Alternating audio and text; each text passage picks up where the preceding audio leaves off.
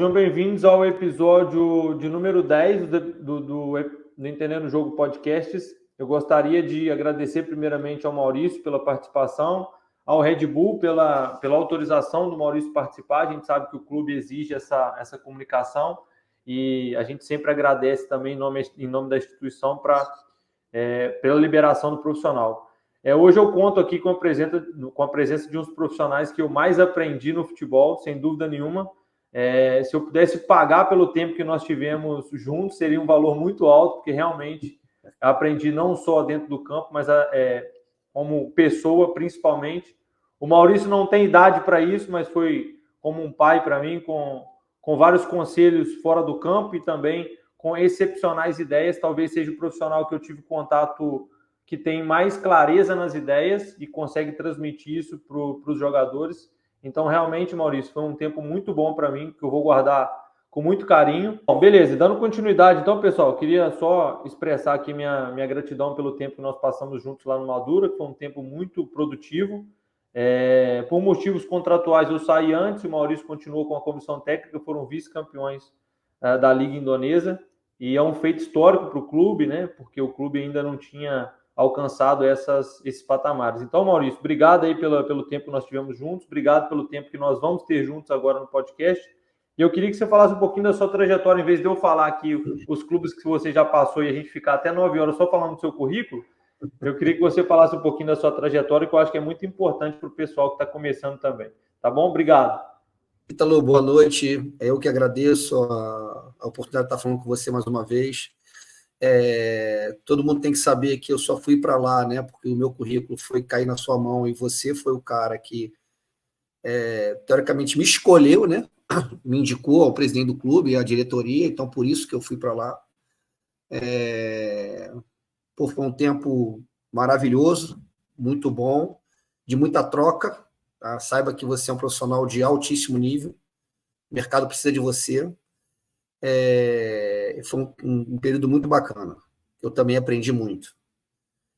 Eu comecei minha carreira, eu sou jogador de futebol profissional e também joguei futsal. Eu sempre quis ser jogador de futsal e acabei profissionalizando no campo por um acaso. Eu já não acreditava mais que ia virar profissional no América do Rio e acabei conseguindo virar jogador profissional. Então eu fiz uma carreira bem média de jogador profissional.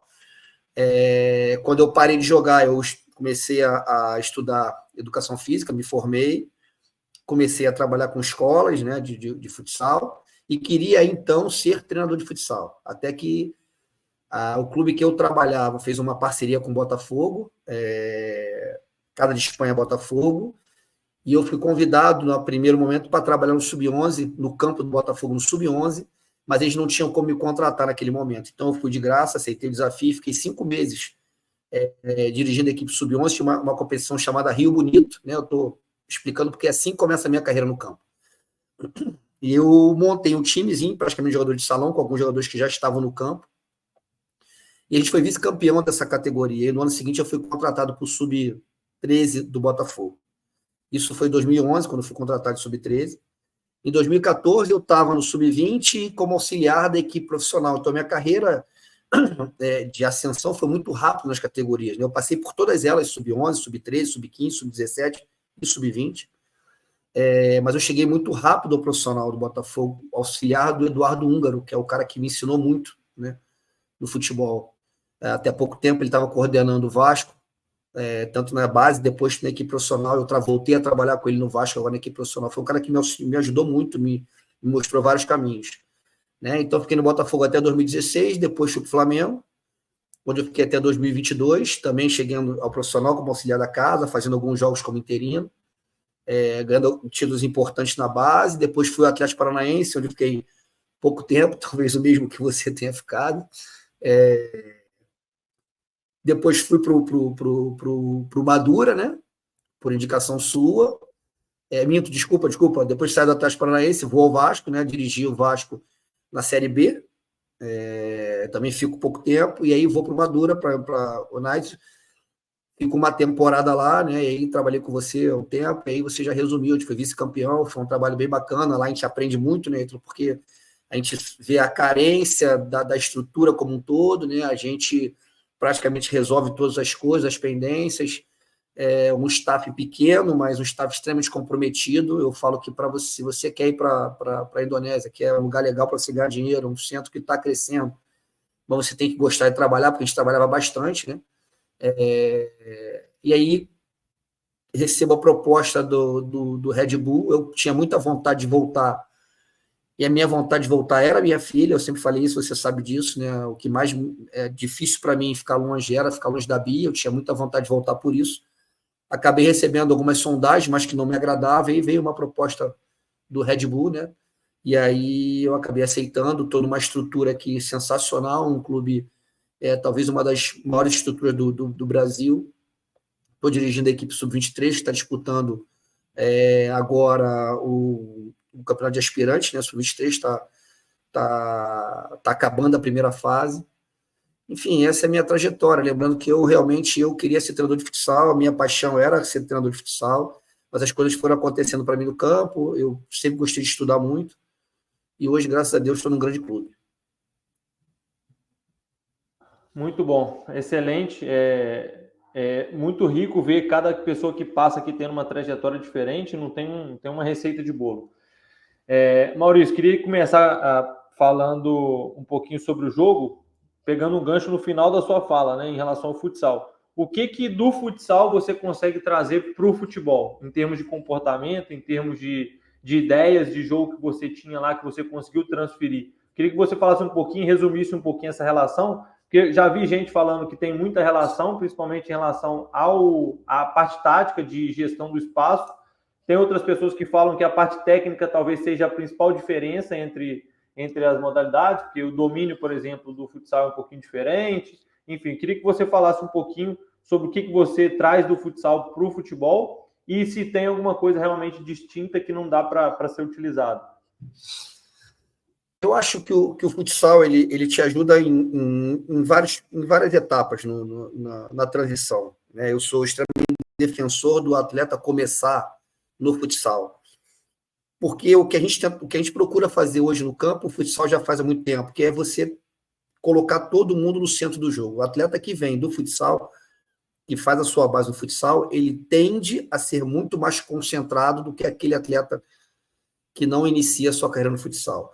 Por quê? Simples, porque ele está o tempo todo tendo que dar opção, entra em linha de passe. Então, além das táticas individuais, do elevado nível de concentração, porque está o tempo todo participando e tocar muito mais na bola. E o que eu tenho falado é que o campo tem trazido, essa metodologia tem trazido esse treino para dentro, né, do campo, porque entende que quanto mais a gente colocar o atleta no centro do jogo participando, a gente vai estar trabalhando com ele não só a parte técnica do jogo, mas também a parte cognitiva e mental.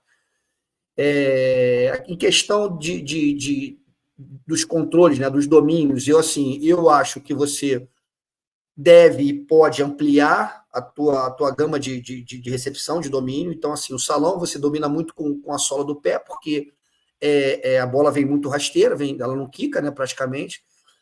Mas eu acho que o jogador que tem esse recurso no campo, ele está na frente. Porque eu acho que tem momentos que você pode dominar com a sola, momentos que você pode controlar ela com a parte de fora do pé ou com a parte interna do pé, enfim. Então, não faço muita distinção. Eu acho que você pode trabalhar também no salão, caso você tenha um clube onde você entenda que o processo é de transição salão-campo.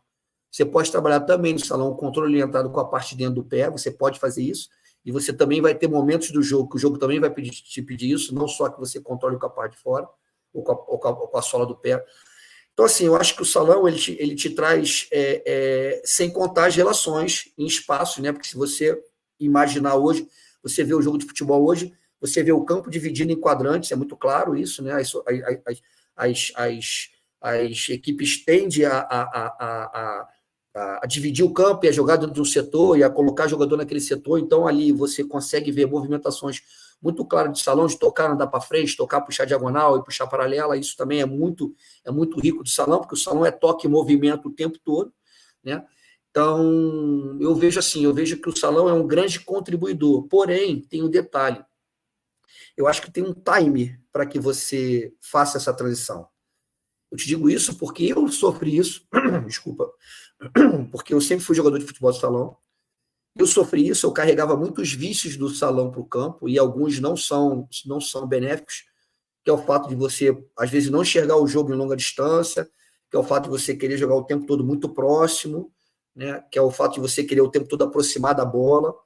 E se você não tiver um time de transição, isso pode trazer problema. Eu tinha um jogador chamado Richard Rios, que hoje está no Palmeiras, é da seleção colombiana, ele chegou para mim com 19 anos no sub-20 do Flamengo, e ele vinha da seleção colombiana de futsal, e quem me trouxe ele foi os empresários dele e o PC de Oliveira.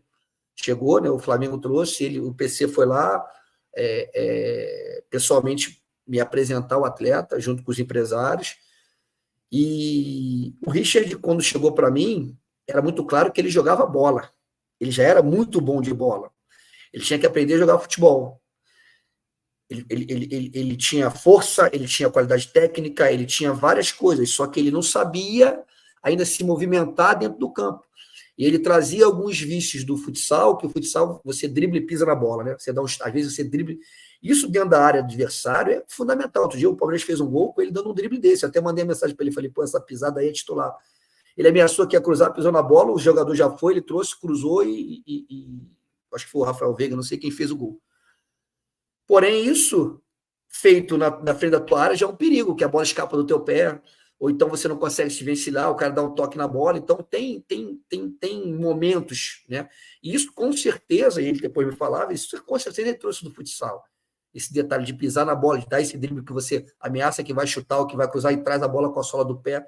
E ele continua fazendo isso e faz com maestria.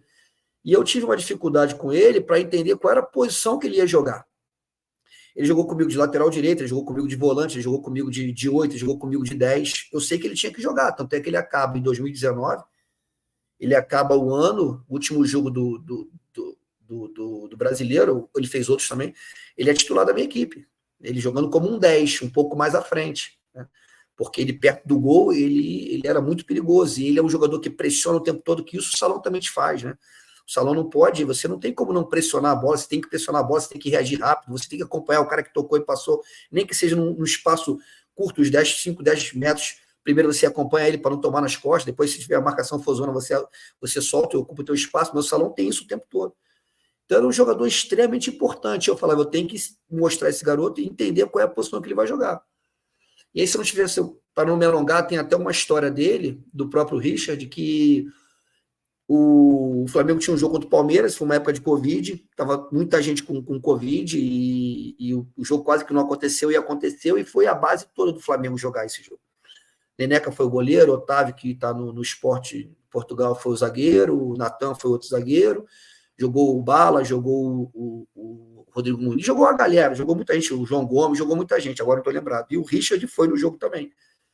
E eu lembro que no intervalo do jogo deles, eu liguei pro diretor do Flamengo e falei, ó, se precisar de lateral direito, não tinha lateral direito no banco, o Mateuzinho, eu acho que o João Lucas, agora não estou lembrado quem era, tinha tomado um amarelo, eu falei, se precisar de lateral direito, é o Richard. Ele já jogava comigo de volante, de segundo volante. Se precisar de lateral direito, é o Richard. Ele entra no jogo como lateral direito e pega o Dudu, na ponta esquerda lá. E ele dá conta, o Dudu não consegue se criar com ele naquele momento. Então, era um jogador muito versátil. Ele trouxe muita coisa positiva do Salão, muita coisa. Mas trouxe algumas coisas que a gente teve que tirar, e tirando aos pouquinhos, e mostrando para ele em que local aquilo se encaixava bem. Falei muito, mas eu tentei resumir. Ótimo, é muita coisa positiva que eu acho que a gente pode tirar da sua fala. Em relação ao campo mais propriamente dito agora, Maurício, eu queria que você falasse um pouquinho das suas ideias. Eu vi lá e vivenciei no Maduro uma coisa que foi bem interessante, porque você tinha suas ideias e por mais que os jogadores não se encaixavam 100% nas suas ideias, você tentava fazer com que eles entendessem o que precisava ter um jogador naquela posição que era fundamental no seu esquema, na sua conexão, principalmente de ataque, né? Você focava muito no ataque. Eu achei muito interessante isso, porque alguns jogadores conseguiram se adaptar, por mais que erravam algumas coisas que você cobrava muito, mas eu acho que isso era mais problema de formação, como você falou lá no começo. Mas em todos os momentos eles tentavam fazer o que você pediu, e algumas vezes, cara, de maneira muito proveitosa. Tanto que os resultados do campo, eu acho que não foram aleatórios, né? Vocês foram vice-campeões com resultado em campo também de desempenho.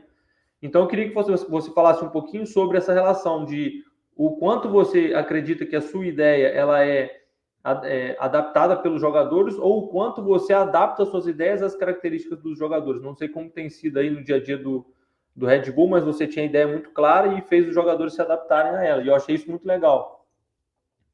Então para mim aqui tem alguns pilares que para mim são inegociáveis, né? E assim, eu gosto de jogar com a bola. E por mais que a gente não tivesse, né, lá, e eu já peguei outros times que também não tinham, e às vezes e nem sempre vai dar certo, mas eu não gosto de negociar. Isso não quer dizer que eu vou ter todo jogo, eu vou ter mais posse de bola, isso não quer dizer isso. Mas o que quer dizer é que a gente vai tentar o tempo todo. E além de gostar de jogar com a bola, eu gosto de uma equipe equilibrada, uma equipe que entende as fases do jogo e que procura entender o que o jogo está pedindo. Eu aprendi com um treinador que para você atacar, você tem que entender como você está sendo marcado. E para defender, você tem que entender como você vai ser atacado. Eu falei certo? Para você atacar, você tem que saber como você está sendo marcado, para você defender, você tem que saber como você está sendo atacado. Então, eu procuro dar essa liberdade ao meu time. Eu posso até trocar plataforma, mas a minha ideia de tentar ter a posse, de tentar ser um time agressivo com a posse, tentar ser um time que elabora os movimentos para chegar no ataque de forma equilibrada, porque eu acho que quando você consegue elaborar o teu ataque, você consegue atacar e defender ao mesmo tempo. Quando você joga de forma empírica, quando você joga de uma forma aleatória, fica mais difícil, né, de você ter esse controle. Então, eu não negocio você ter uma marcação agressiva na posse, eu não negocio você querer ter a bola e, para isso, você tentar recuperá-lo o mais rápido possível. E volto a falar, isso não quer dizer que você não possa também analisar jogo a jogo e traçar estratégias. Eu sou um cara que me preocupo muito mais com a evolução do meu time, da minha ideia, do que propriamente com o que o time adversário vai me oferecer. Então, realmente, lá a gente nós tínhamos alguns jogadores com dificuldades técnicas, porque a gente sabe que alguns locais, né, o jogo não tinha muito esse costume, você mesmo falava, era um jogo muito de primeira e segunda bola, ligação direta nos homens da frente, para ganhar a segunda já no campo do adversário. E não era todos os times também tentavam construir desde a sua baliza, né? Mas eu tinha certeza que com a pré-temporada, com o tempo para trabalhar, com a semana normalmente cheia, a gente ia conseguir fazer o que é mais difícil nisso tudo, que é operacionalizar essa ideia. Então, assim, foi bastante proveitoso. O Mar lá, ele falava que tinha um amigo dele que falava que eu era louco de tentar fazer o nosso zagueiro pela direita jogar em construção, né? Porque ele tinha muita dificuldade, você lembra dele? E a gente foi tentando, e eu me orgulho de ter acabado lá como um dos times com mais percentual de posse de bola, vários gols que a gente fez em construção, vários gols, né, de forma bem elaborada, de ter acabado com uma vice-campeonato. Mas eu sou isso, eu gosto realmente, eu tenho uma vertente ofensiva, gosto de ver o jogo para o ataque, mas gosto de um time equilibrado. Inclusive, quando você fala sobre isso, eu pego um gancho em algumas falas do Felipe Luiz agora, e eu lembro de você falando que às vezes as pessoas olhavam muito para as equipes do Jorge Jesus, que foram talvez a equipe que mais encantou o Brasil aí nos últimos tempos, e todo mundo olha para o lado ofensivo, né? E acaba esquecendo que as equipes do Jorge Jesus, no caso o Flamengo, eram muito bem equilibradas defensivamente, que elas conseguiam defender extremamente bem para poder conseguir atacar melhor. Queria que você falasse só um pouquinho sobre isso, Maurício. Não é sobre o seu trabalho, mas eu acho que é uma experiência que você vivenciou e que você compartilhou, que eu acho que tem vindo à tona, principalmente depois que o Felipe Luiz assumiu, e tem uma similaridade de trabalho nesse sentido, né? Uma equipe do Felipe Luiz totalmente agressiva, com linha alta e que encurta espaço mesmo, e eu acho que isso tem cada vez mais sido importante para as equipes que querem atacar, né? Eu vi em loco o trabalho do Jesus várias vezes. Depois eu dirigi muitas das vezes esse time, né? Quando ele saiu, eu tive a oportunidade de ficar um bom tempo com esses caras. E eu não tenho a menor dúvida que o grande trabalho do Jesus foi defensivo. aquele time se defendia como eu nunca tinha visto um time no Brasil se defender. Eu até brinco com alguns amigos falando que aquele time foi o time mais europeu que eu vi jogar no Brasil, por conta da questão das linhas altas, da agressividade na bola, do entendimento de bola coberta e descoberta, do momento certo de subir as linhas e fazer pressionar, dos encaixes, porque ele marcava uma zona, mas tinha muito encaixe, em determinado ponto do campo, tinha muito encaixe individual. Enfim, e a partir daí ele construía muito ataque, né? Roubando a bola ali próximo ali, ataques rápidos, chegar na baliza. E isso foi trazendo uma confiança muito grande para a equipe, que a equipe fez vários gols de saída de bola. Tem um gol se não me engano, contra o Fortaleza, que é uma pintura, contra o Bahia, que é uma pintura, os caras trocando bola, gol contra o Inter, que sai lá do goleiro e acaba na baliza adversária. Então tem muitos gols assim, mas a vertente dele era a organização defensiva, entendeu? E ofensivamente tinha lá os movimentos, mas não era nada muito rico ofensivamente, mas defensivamente era muito rico. Eu aprendi várias coisas com ele e introduzo hoje nos meus trabalhos, e defensivamente era muito rico das questões do bloco alto, a questão do entendimento de bola descoberta, das referências da linha, depois de trabalhar isso várias vezes lá na Indonésia. As linhas têm referência, os campos têm referência, onde a bola está, o posicionamento, a primeira, a segunda linha. E esse time era um time que não deixava ninguém jogar contra, né? Eu já falei isso algumas vezes e vou repetir. Em algumas conversas com o Rodrigo Caio, ele falava, Maurício, acabava os jogos e se eu tivesse que fazer mais 45 minutos, eu fazia, que eu estava muito inteiro. A gente encurtava demais o campo dos caras, os caras não conseguiam ter posse. A gente pouco andava para trás, e quando andava bem junto, e quando roubava a bola e tinha que transitar ou tinha que construir, era muito fácil, entendeu? Então, foi uma experiência para mim, assim, sensacional. Foi um ano que eu pude ver o trabalho dele e foi um ano também mágico, competitivamente falando para a gente, foi em 2019 lá, que a gente ganhou 5 títulos com o Sub-20 e o Flamengo ganhou tudo no profissional. Excepcional.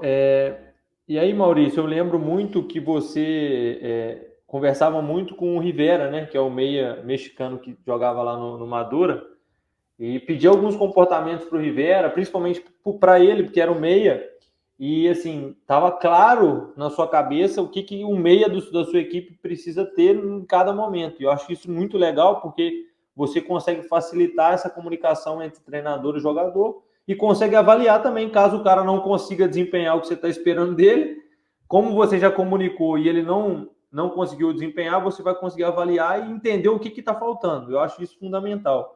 Eu queria que você passasse assim rapidamente pelas posições do campo, assim, zagueiro, volante.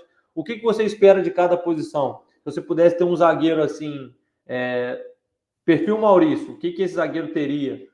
Volante perfil Maurício, o que esse cara teria?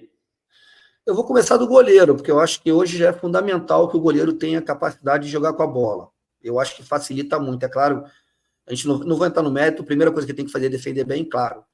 Mas o goleiro que consegue jogar bem com a bola, ele já te ajuda muito no primeiro momento de construção, né? E eu sempre chamo o goleiro como um pé de recomeço. Quando a bola vai nele, eu quero recomeçar o meu ataque. Quando a bola vai nele, o meu time tem que estar preparado para recomeçar o ataque. O que isso quer dizer? Eu tenho que me posicionar rápido para que ele tenha opções de passe. Eu não quero que ele seja o principal construtor do meu time, mas eu quero que ele consiga recomeçar o meu ataque, jogando uma bola limpa, e para isso minha equipe tem que se moldar rapidamente para o pé dele.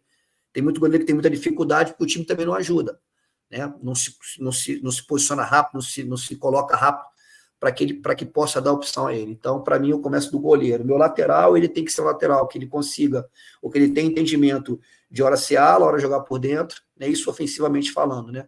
Claro que tem que ser um jogador que tenha a capacidade de 1 contra 1 defensiva, não tão forte como 1 contra 1 ofensivo, mas que tenha essa capacidade, que entenda os processos da linha. Eu acho que isso é um trabalho nosso, por mais que ele não entenda, eu acho que isso não é difícil de você passar para nenhum atleta, nem profissional, nem na base, né?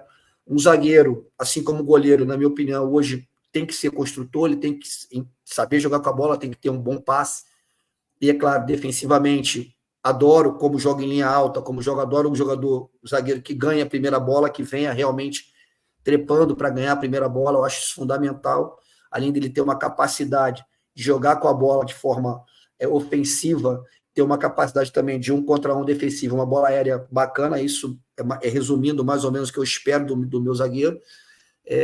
O meu volante, para mim, é o jogador hoje é o mais posicional que você tem. Eu acho que o volante, você manipula ele no tabuleiro, no campo, você manipula ele muito, você bota ele exatamente onde você quer, e ele é fundamental, não só para proteger a tua zaga, mas também para apoiar o teu ataque, né? Então, para mim, é um dos jogadores que eu mais não é que eu tire autonomia, mas é que eu mais informo o que eu quero dele, o que eu quero que ele faça dentro do campo. Para mim, é o primeiro volante. Eu gosto de jogar com um só na hora de construir. O meu segundo volante, sem dúvida nenhuma, tem que ser um cara que consiga vir marcar lado a lado, que consiga chegar mais na área, que consiga, né? As pessoas hoje falam muito em box-to-box, mas realmente isso é real. Tem que ser um cara que consiga chegar e que tenha fôlego também para defender. E, claro, de preferência, para mim, o jogo é técnico, né? Então, de preferência que tenha qualidade técnica, para mim é indispensável. É lógico que a gente não pode dissociar da condição física e mental, porque o mental hoje é muito importante, mas muito importante mesmo. Mas para mim o jogo continua sendo técnico, e quanto mais técnico, para mim, melhor. O meia é um jogador que, na minha opinião, ele tem que ter movimento, ele tem que ter ruptura de linha, ele tem que entender os momentos de vir no pé, apoiar e de atacar o espaço. Esse meia que perde essa característica, que fica lento, que não ataca muito o espaço, eu acho que ele acaba mudando de posição. Nós temos vários exemplos de jogadores no Brasil que começaram mais adiantado, um 10, ou não atrás do 9, mas um 10, fazendo um corredor que hoje já não consegue mais, ou que já foi perdendo e que vai recuando, vem jogando para segundo volante, ou então numa outra maneira de jogar.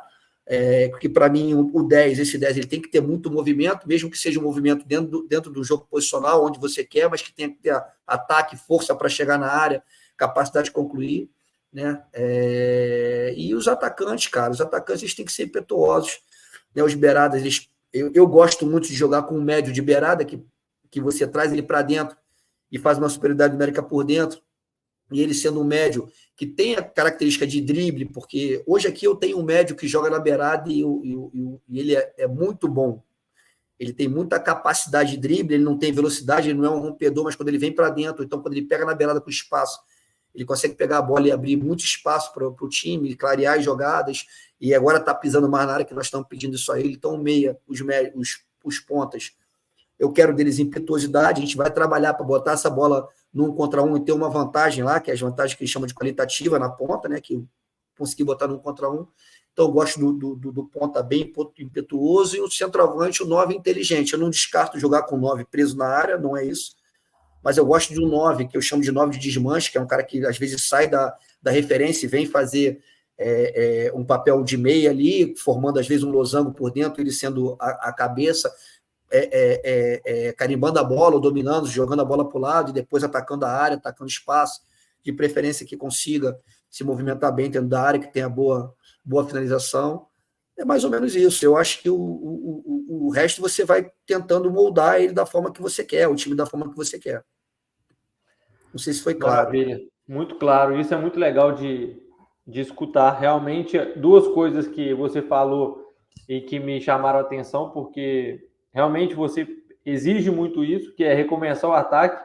Entrar na estrutura era o termo que eu acho que você utilizava muito. Entra na estrutura para a equipe realmente se estruturar novamente, criar as relações que você mais estimulava eles. Então, para não ficar um jogo aleatório, você exigia muito isso. Eu acho que isso era legal, porque toda vez que a gente entrava na estrutura que você gostava de construir, a gente tinha vantagem, porque os caras tinham referências espaciais e de relação entre as posições.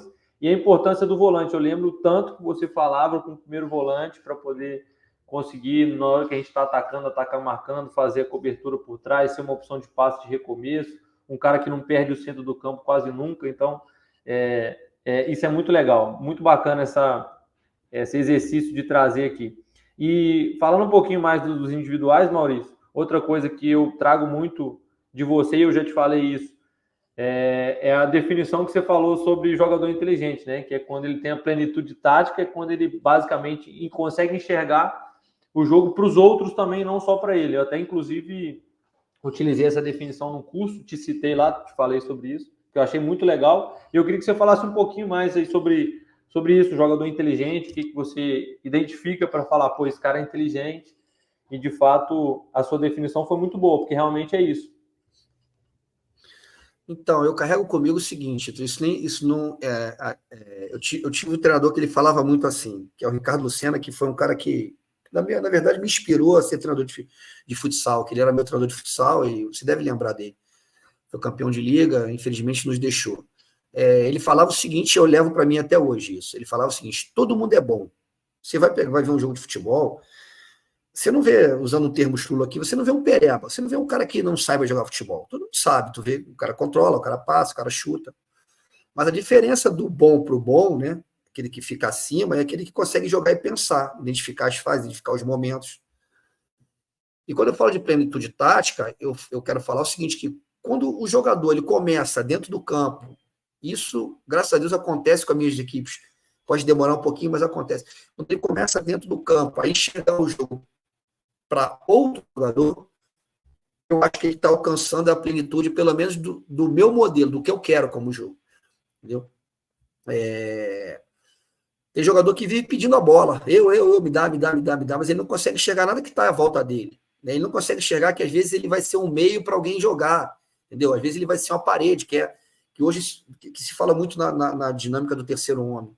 Né? Que às vezes você é um meio para você clarear uma jogada, às vezes você tá com a bola, eu tô sem, e eu consigo te orientar quem tá sozinho é quem pode jogar, entendeu? Eu posso falar assim, ó, Ítalo, a bola vai bater em você e vai chegar no meu pé, e quando a gente consegue, porque o que eu vou falar aqui não é novidade para ninguém, principalmente para o teu público, mas a gente não treina todas as variáveis do jogo, por mais que você queira. Vão acontecer coisas dentro do campo que são intreináveis, se é que você não consegue treinar, porque são várias as variáveis, né? Você tenta se cercar das máximas. E quando o atleta, dentro do campo, ele consegue enxergar o todo, né? Não só a função dele, mas ele consegue enxergar o todo, isso te facilita demais, que é a comunicação que você precisa dentro do campo, é a liderança que você precisa dentro do campo. Então, assim, isso com o tempo vai acontecendo com as minhas equipes. Aquele jogo do eu tô sozinho, me dá. Aqui, começa a falar, fulano, ciclano, tá sozinho, Vitor tá sozinho. Aqui, entra entra ali. Isso começa, eu tive um jogador que, no Flamengo, chamado Luiz Henrique, que você conhece, hoje está no Goiás. O meu início com ele foi completamente difícil. Eu cheguei a falar para ele numa reunião, falei assim para ele, o Luiz, a gente pensa de futebol muito diferente, isso vai ser um problema pra gente, cara. Acho bom a gente conversar mais, entendeu? Porque a gente pensa de futebol muito diferente. E eu tive problema com ele no início, e ele hoje é o cara que mais me liga, a gente se fala, é um cara que está traçando a carreira dele. Ele virou meu titular, meu capitão em 2019, e ele entendia tudo que eu queria dentro do campo. Era impressionante como ele sabia tudo que eu queria de movimentação do volante, do lateral, e ele me organizava o tempo todo, ele enxergava o jogo para todo mundo, ele me ajudava demais. Isso vai contaminando, né? Vai contaminando positivamente os atletas, até que todo mundo busque esse entendimento. E isso é muito legal. Então, voltando ao que esse meu treinador falou, todo mundo é bom, cara, mas aquele jogador que joga e pensa, que consegue ler o jogo, consegue entender, ele vai estar sempre acima desse bom, né? Ótimo, e muita gente acha que isso, Maurício, é algo que vai castrar os jogadores, né? Na verdade, eu acho que vai facilitar a tomada de decisão dele, porque assim, o treinador, como já tem um conhecimento um pouco maior do jogo, ele consegue entender quais são as dinâmicas que vão ter mais vantagens. E aí ele consegue, a partir disso, passar para o jogador isso.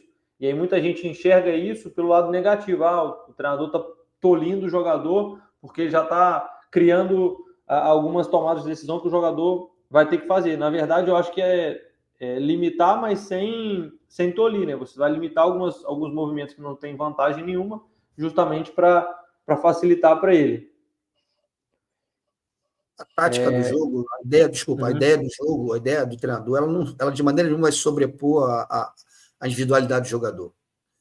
O jogador, como eu falei aqui, a gente não treina tudo, ele vai ser livre para tomar as decisões dele dentro daquela ideia. E a ideia é justamente para facilitar o caminho. E aí, quando se entende isso, é que você consegue encontrar a plenitude tática do jogo. E você deslancha, você joga com. Eu falo assim, o início de trabalho se compara muito ao processo de caminhar, né? A criança, quando vai andar, ela bota um pé, ela pensa, ela põe um outro, ela pensa, ela vai botando o outro, e ela toma um tombo, levanta e vai de novo, até que daqui a pouco ela não está mais pensando na marcha. Aquilo vem naturalmente. Né? Ela não vai. E enquanto você está construindo a sua ideia, o início de trabalho, ele é muito assim. né? O jogo fica meio que robotizado, fica meio duro, as coisas não saem de forma... E não, quando você... E depois que você consegue passar essa ideia, você vê o time entrando na estrutura, saindo da estrutura, criando outras estruturas, o jogo fluindo, né? Eu estou na tua posição, você está na minha, o jogo está fluindo, daqui a pouco a gente vai voltar novamente para a nossa posição, o jogo flui, e você joga de forma leve. Se você vai ganhar ou perder, é outra história, mas a análise é muito mais fidedigna e muito mais fácil de você fazer, entendeu? Do que no início do trabalho. Então, não, eu acho isso uma besteira, as pessoas que falam que a tática vai robotizar, muito pelo contrário, ela vem para facilitar o jogador. Excelente, Maurício. Eu queria falar um pouquinho mais sobre treino agora, nessa parte final. Queria que você explicasse um pouquinho suas ideias de treino, o que você gosta que seu treino tenha. Uma outra coisa que me marcou também, que você sempre gosta de terminar o treino com 10 contra 10, mesmo que seja meio campo ali. E eu achei isso interessante, porque o jogador ele consegue ter um pouco mais de clareza da sessão de treino no ambiente um pouco mais próximo do jogo, mesmo que seja num campo reduzido. Então, o jogador, às vezes, ele fez um treino ali de dinâmica ofensiva, de ataque à última linha, que é um treino, talvez, que você fazia muito e que eu gostava muito da dinâmica, que era um 5 contra 4 ali. E aí, os jogadores conseguiram reproduzir isso depois em situação um pouco mais normal do jogo, de 10 contra 10. Eu queria que você falasse, basicamente, das suas ideias de treino, o que você não abre mão, quais são os seus pilares, de maneira geral mesmo, para a gente depois ir caminhando para os mais específicos. Então, eu procuro seguir a metodologia sistêmica, né? Então, só para você entender, estruturar, né? A gente vai elaborar, vai organizar, vai comunicar o treino. Hoje eu tenho uma estrutura aqui muito grande, eu tenho 2 auxiliares, um preparador físico, um fisiologista, um auxiliar de preparação, um preparador de goleiro. Então, a gente usa, eu sempre usei, mas quando eu cheguei aqui, eu uso dois programas, eu gosto muito do Tactical Pad, para elaborar alguns movimentos, e a gente usa aqui o dossiê do treinador, né? Então, o treino, quem baliza o treino é o jogo, né? O jogo vai balizar o que você vai fazer no treino, mas a gente tem sempre aqui alguns processos que a gente tenta manter, que é, primeiro, o desenvolvimento individual, que eu tenho um auxiliar que ele comanda isso, que são as dinâmicas de passe, variadas, enfim. A gente procura sempre começar com alguma dinâmica de passe, seja ela em tempo 1, seja ela em controle orientado, seja ela com uma finalização, passe no golzinho, enfim. E como eu sigo a metodologia sistêmica, eu tenho 3 dias de aquisição. Primeiro dia, normalmente, é uma recuperação ativa, a readaptação, né? Depois eu tenho 3 dias de aquisição, onde eu valorizo as valências físicas, é claro que elas não são o carro-chefe, mas elas vêm a reboque dos conteúdos que eu vou aplicar naquele dia. E como eu gosto de acabar no 10-0, então, por exemplo, num dia de força, né? Um dia que a gente vai fazer força, eu aplico meus conteúdos de forma grupal ou setorial, e aí eu acabo no 10 contra 10, mas eu acabo no meio do campo, para eu não gerar outro tipo de valência física naquele dia, entendeu? Então, assim, eu realmente gosto de acabar no 10 contra 10 porque eu vou aumentando as relações. Então, lá você lembra, a gente fazia muito um 6 contra 5, um 7 contra 6, e acabava no 10 contra 10, nem que fosse 10, 15, 20, 15 minutos ali na metade do campo, no primeiro dia de aquisição, né? Então, o que a gente não abre mão é de trabalhar o desenvolvimento individual, e aí o jogo propriamente dito. Aí eu gosto muito de fazer as messas de pressão, eu gosto muito de fazer o jogo de setor 2-3, né? A estruturação do treino ela é baseada nisso, porém, a gente conversa sobre o jogo, a gente faz uma análise pós-jogo e a gente vê o que de repente não desenvolveu muito para aquele jogo, né?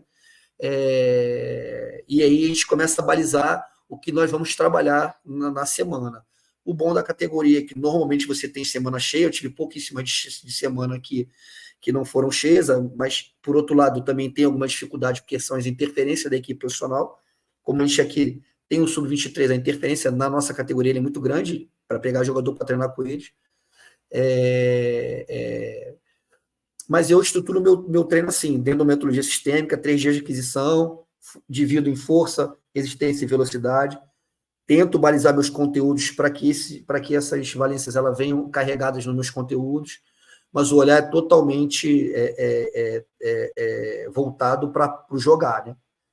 como eu vou operacionalizar aquilo que eu quero que o meu time faça dentro do campo. Então, faço muito o jogo de setor 2-3, que quando você começa a empurrar seu adversário para trás, você vai jogar 60, 70 minutos do jogo nessa condição, então eu gosto de trabalhar muito nesses setores.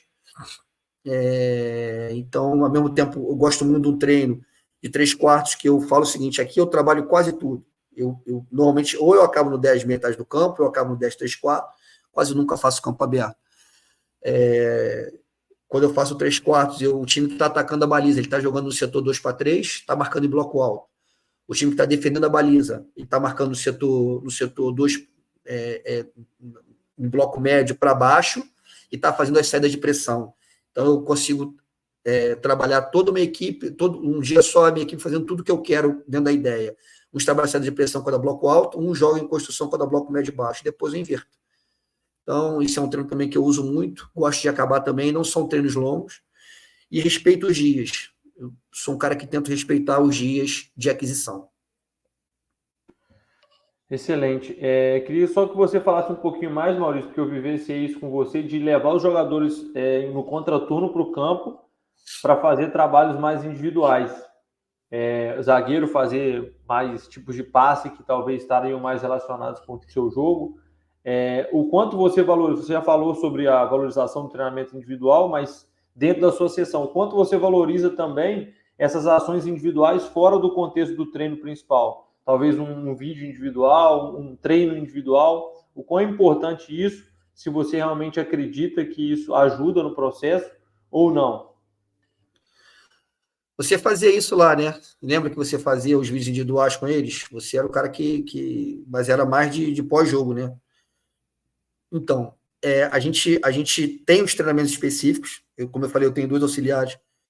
Um toca muito essa área, que é pegar os jogadores e fazer os treinos específicos. Claro que sempre tendo uma coerência com jogar, né? A gente usa muito a palavra contextualizado, né? Que eu acho que o zagueiro tem um passe contextualizado, né? O volante tem um movimento e um passe contextualizado. A gente vê isso no jogo, a gente procura trabalhar, de repente, a parte técnica, né, individual do atleta, esses trabalhos individuais, contextualizado com o que nós vamos fazer no jogo. Então, se você for reparar, quando você pega, dentro de um modelo, se você pega o zagueiro, ele tem um passe-chave, um passe que você gosta que ele dê, né, e é importante que você trabalhe esse passe. As questões defensivas, da bola aérea, eu gosto muito de trabalhar a linha de 4, porque eu trabalho sempre com referências, então é importante que ele esteja o tempo todo ligado. Gosto muito que a linha de 4 entenda o momento de sair, de empurrar o time para frente, então a gente tem que ter noção de bola coberta e descoberta, então você pode fazer isso com o lateral, pode fazer isso com lateral e zagueiro, pode fazer isso com a linha de 4 completa, enfim. Mas a gente aqui valoriza muito essa parte individual, até porque, então, se você me permitir, eu vou resumir aqui, vou falar de um tema que me incomoda, que é o processo de desenvolvimento dos nossos atletas hoje. A gente tem um olhar, cara, assim, eu acho que nós temos profissionais capacitadíssimos, e eu não acho que isso seja culpa dos profissionais. Eu acho que isso é o imediatismo dos clubes, né, cara, que não permitem que a gente tenha um desenvolvimento mais fidedigno. Você para ver o mundo aí, as grandes escolas de formação, elas não valorizam tanto a competição até certa idade. Aqui a gente valoriza demais a competição. Eu acho que a gente joga até muito mais do que deveria em determinadas idades, treina até mais do que joga até mais do que treina. E o nosso olhar está muito voltado para o desenvolvimento coletivo, sabe? A gente quer que a nossa equipe jogue no 3-2-5, que varie para o 3-3-4, enfim, a gente está olhando garotos de 13, 14 anos, e dessa forma o tempo todo, e eu acho que a gente tem que se preocupar mais com o desenvolvimento individual desse garoto. E a gente tem profissionais de capacidade para isso, mas o imediatismo, a coisa imediata, pelo resultado de querer ganhar o sub-11, o sub-12, o sub-13, o sub-14, acaba ludibriando todo um critério de avaliação importante para aquele atleta. Então, eu falo isso por quê? Porque como hoje eu estou trabalhando com umas categorias maiores, né? O sub-23 é uma equipe profissional praticamente, e há muito tempo que eu estou na equipe profissional, eu percebo que a gente está deixando de desenvolver o atleta individualmente, na essência, sabe? A gente vê controles ruins, a gente vê pouca capacidade de jogar com as duas pernas, né? Pouca capacidade de fazer o atleta conseguir uma ambidestria ali para conseguir resolver alguns problemas. A gente está vendo pouca capacidade do atleta entrar em linha de passe, se movimentar de forma simples, sabe? Então, assim, eu acho que a gente, e aqui no Red Bull, a gente já era uma coisa que se priorizava, a gente prioriza ainda muito essas questões do desenvolvimento individual, e que eu acho que eu deveria priorizar menos isso, se eu tivesse atletas mais bem elaborados nessa questão. Então, assim, eu estou falando isso porque está na hora da gente conseguir que os clubes entendam que os processos de desenvolvimento da criança, do adolescente, ele tem que ser respeitado. E para isso o treinador precisa ter tempo e tranquilidade. O que eu vou avaliar no garoto sub-12? O que eu vou avaliar no garoto sub-13? O que eu vou avaliar no garoto sub-14? Se ele ganhou, se ele perdeu, não é. Entendeu? Não é. Então, isso é um desabafo, porque eu tenho reparado isso, tenho conversado isso com algumas pessoas, que o nosso olhar na formação está muito para a fase coletiva e a gente acaba deixando garotos transitarem de forma ainda com dificuldade em alguns temas que não deveriam ter mais. Concordo, foi algo que eu nem te perguntei, mas sua contribuição foi excepcional, porque realmente isso é muito importante. Eu concordo totalmente com isso, e no meu período lá no Atlético Paranaense eu voltei o meu olhar muito para isso, tentava debater muito isso lá, porque realmente é fundamental, porque os jogadores chegam com alguns conhecimentos que talvez nem sejam necessários para ele desenvolver, mas ele tem déficits em outros que são fundamentais, principalmente porque a gente não sabe qual futebol esse cara vai jogar, né? Se ele vai jogar no profissional da equipe, se ele vai jogar na Europa, se ele vai jogar nos Estados Unidos. Então, ele precisa ser um cara muito completo em termos individuais. Para a gente finalizar aqui, Maurício, a última pergunta vai em relação às bolas paradas, que é também um outro momento do jogo que você domina muito, tinha muitas variações, muito conhecimento. Eu queria que você falasse o quão importantes são as bolas paradas no seu jogo, o quanto você dedica tempo treinando e qual a forma que você utiliza para treiná-las, visando a utilização delas no jogo. Ítalo, então, para mim, alguns momentos, algumas partes. Primeiro é como você... Vamos começar pelas defensivas, como você vai arrumar, como você vai montar a tua bola defensiva. Eu sou adepto a mista, ou a híbrida, como falo. Né? Eu gosto de 6 jogadores na zona, 3 ou 2 jogadores, os bloqueadores, e 2 reboteiros, 2 ou 1 reboteiros. Vai depender de jogo a jogo, mas normalmente 6, 3, 1, 6, 2, 2. Então, feito isso, como é que eu gosto de arrumar? Se eu tiver condições, às vezes você não tem, mas se eu tiver condições, eu já deixo a minha linha de 4 com mais um montado, porque eu acho que os instantes seguintes da bola parada são muito importantes. Tem muito gol que você toma de instante seguinte e tem muito gol que você faz de instante seguinte. Tem muita gente dando transição ofensiva a partir de uma segunda bola e tem muita gente tomando gol, porque no momento em que você que bate tem uma rebatida, é importante que a tua equipe esteja posicionada para o instante seguinte e para os outros. Né? Então, se eu puder botar trave, um lateral, um meia para pegar a bola mal batida, e uma linha de 4, sendo 9, o meu zagueiro e o lateral oposto, que quando eu vou sair, o meu lateral já sobe, com o meu atacante, o homem da bola do espaço, eu consigo formatar uma linha de 5 ali, pelo menos, para ter montado uma segunda bola, melhor. Mas às vezes você não encontra isso. Às vezes o teu lateral ele não consegue fazer o fundo da área, né? Às vezes o teu 9 não é o cara que vai ficar na bola, na bola de espaço. Às vezes pode ser que o teu zagueiro não tenha uma grande bola aérea, enfim, você tem que tentar. Eu gosto de arrumar para os próximos instantes. Então, você lembra, eu gostava até de dar número, né? Número 1, número 2, número 3, número 4, número 5, fica mais fácil dele entender qual é a posição dele ali na hora. Então, o número 2, o 5, 6, até o 6 são jogadores que vão marcar na zona. E me preocupo muito com essa questão do segundo instante. Mas esse é um ponto, é como você vai arrumar e como você vai trabalhar. Eu não acredito no trabalho só de canto. Bateu o canto, cortou. Bateu o canto, cortou. Eu acho que a bola parada, você tem que trabalhar a bola parada. A bola aérea, desculpa. A bola aérea, você tem que trabalhar a bola aérea. Então, eu tenho algumas atividades que eu gosto de fazer, que eu tenho até feito pouco, te confesso. E a bola parada, ela fica mais com o Juninho. O Juliano fica mais com o desenvolvimento individual dos atletas, como eu te falei, e o Juninho é um cara mais responsável pela bola parada defensiva. A criação da bola parada ofensiva é mais minha, mas é claro que a gente troca nesse sentido. Então, eu tenho um treino que eu faço 6 bolas e você tem de 3 a 4 segundos para poder se arrumar, isso seja falta lateral ou canto. Eu gosto de trabalhar essa bola aérea, às vezes de forma em confronto, às vezes sozinho. Bati uma bola, eu deixo as bolas espalhadas, eu bato, cortei, tem 6, arruma, bato, cortei, tem 6, e vai trocando, bola 1, bola 2, bola 3, bola até a bola 6. Tanto isso eu faço para canto, como eu faço para falta lateral. E as questões das bolas paradas ofensivas, eu te confesso que eu gosto das batidas mais fechadas do que abertas. Vai depender muito do que você tem de capacidade de ataque. A minha bola parada aqui não é forte, a defensiva não é forte, eu tenho sofrido. A minha bola parada ofensiva, eu tenho feito mais jogadas curtas para que eu consiga chegar na área. Eu não tenho um grande ataque à bola, não tenho cabeceadores, aqueles cabeceadores que vão e buscam a bola e atacam, né, como você precisa ter nessa fase do jogo. Mas eu gosto muito das jogadas combinadas. Agora mesmo a gente fez um gol bacana de bola parada, não sei se você viu, às vezes a gente troca, né? Um golzinho de canto. Você mandou. Te mandei, né? Lá na Indonésia também a gente fez alguns. Eu costumo criar as minhas bolas paradas, não quer dizer que eu não copie. Claro que eu copio várias jogadas que eu vejo, que me agradam e que eu tento fazer. Mas eu gosto de criar as minhas bolas paradas, uma fase que me agrada. Esse momento é uma coisa que me agrada, nem sempre dá certo.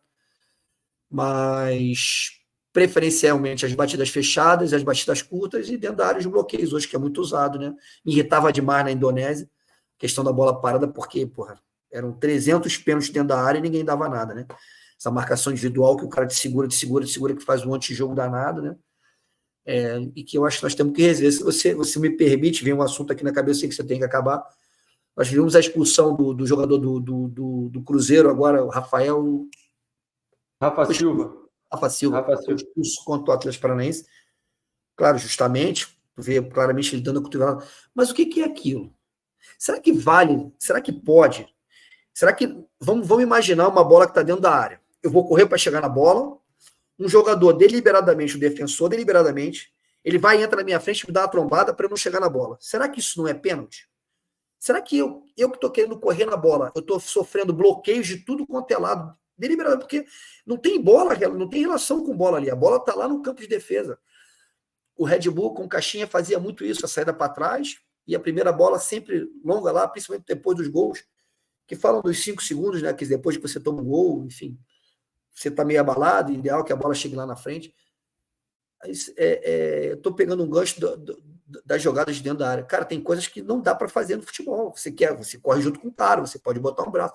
Agora, você tomar a frente dele, trombar com ele ele querer correr, e você vir tomar a frente, e se jogar na frente dele, para mim, isso é falta. Isso é falta de ataque. No basquete é falta. Se eu toco a bola ali, se eu jogo a bola aqui, quero sair lá, e você dá um passinho pro lado, eu bato, e você é falta, não é bloqueio. Uma coisa é o bloqueio, outra coisa é isso. Então, na Indonésia era muito isso dentro da área, né? Você lembra disso? Era uma garra-garra, você não conseguia sair. Tinha jogador que não conseguia sair. Isso é antijogo, isso é falta. E eu gosto, é claro, eu gosto das jogadas de bloqueio, e eu costumo trabalhar dessa forma, para elevar o nível de concentração, arrumar mais rápido, estar posicionado mais rápido, a segunda bola, eu chamo de instante seguinte, né? O instante seguinte. No instante seguinte, é preciso que a gente esteja atento no instante seguinte. Como eu vou sair arrumado para o instante seguinte? Que às vezes eu bato, cortou, uma sequência eu tomo gol. Mas é isso. É basicamente isso. Excelente. Eu lembro até dois lances do Botafogo, acho que do Luiz Castro, ou contra o Botafogo, o Palmeiras do Abel, que a gente discutiu exatamente 2 lances que os caras até conseguiram finalizar, mas eles saíram organizados. E você até pediu, salve esses vídeos aí que eles vão ser interessantes pra gente. Eles saem organizados, e aí, nessa temporada, o Flamengo do Tite toma 2 gols em jogos seguidos, que eles não arrumam a defesa e acabam sofrendo esse segundo cruzamento, esse instante seguinte. Excepcional, Maurício. Queria te agradecer imensamente aí pelo tempo disponível. Eu sei que o Sub-23 é praticamente calendário de profissional e você tem que estar envolvido aí, mas mesmo assim abrir um espaço na agenda para falar um pouquinho. Eu acho que o conhecimento que você traz é gigantesco, a gente poderia ficar aqui horas. E aí, então, te agradecer e dizer que a palavra final é sua. E estamos à disposição para qualquer coisa que você queira fazer, algum curso, alguma coisa que queira ministrar e passar esse conhecimento que eu acho que é fundamental aí. A gente está à disposição. Então, obrigadão mais uma vez. Espero que o pessoal tenha aproveitado. Um abraço, meu amigo. Ítalo, você foi um amigo que eu fiz uma coisa boa que me aconteceu. Sou eternamente grato a você por ter me aberto essa possibilidade de ir para a Indonésia. Eu não estou falando que eu estou na sua presença, mas você é um dos grandes nomes dessa área de análise. Eu tenho um sobrinho chamado Gabriel, que hoje está fazendo estágio no Vasco, ele já fez curso seu, já indiquei sua página, ele te segue, ele é teu fã já hoje. Eu espero que o mais rápido possível você possa estar trabalhando novamente no clube, porque a tua contribuição é importantíssima, e de preferência comigo. Valeu, meu amigo, te agradeço muito aí. Sucesso!